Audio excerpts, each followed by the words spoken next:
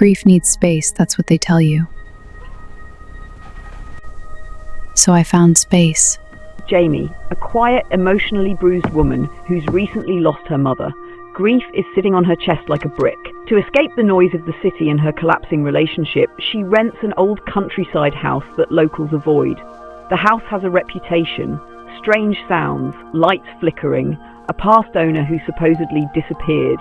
The villagers don't elaborate, they just give her that look, the polite smile that says, "You're not staying long."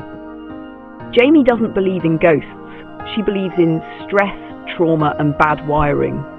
For the first few nights, it's just subtle things. Footsteps upstairs when she's alone, a door that slowly opens, her mother's old music box playing from another room.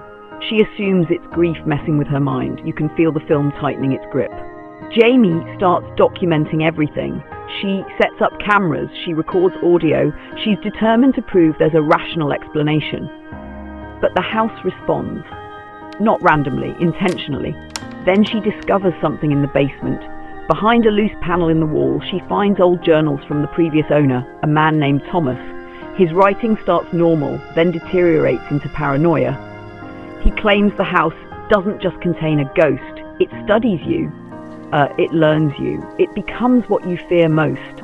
Jamie stops sleeping. She becomes obsessed with proving she isn't losing her mind. But the house begins targeting her grief more directly. She hears her mother's voice calling her name. She smells her mother's perfume. She sees a shadow figure in mirrors that looks like her mother's silhouette. The entity is no longer subtle. It is personal. In one devastating scene, Jamie follows her mother's voice into the basement. The voice is gentle, loving, apologizing for leaving her alone. Jamie breaks down, sobbing. The camera angle lingers on her face as the voice grows distorted, stretching unnaturally. Then the basement door slams shut. The lights go out. She is locked in darkness while something breathes behind her. This is the moment the film shifts from haunting to psychological warfare. Jamie escapes the basement, but now she notices inconsistencies in her own memories. Photos in the house show her standing in rooms she swears she's never entered. Scratches appear on her arms. She rereads Thomas's journal carefully and finally understands. The ghost doesn't exist as a fixed entity. It mimics, it copies, it creates doubles. The trap is not possession, the trap is replacement. The house creates a version of you shaped entirely by your fear and pain.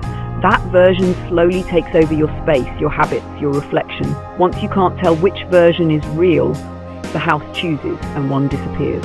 Determined to break the cycle, Jamie sets the house on fire. She pours gasoline through the halls. She screams that she won't be trapped like Thomas. As the flames spread, she sees her double standing calmly at the top of the stairs.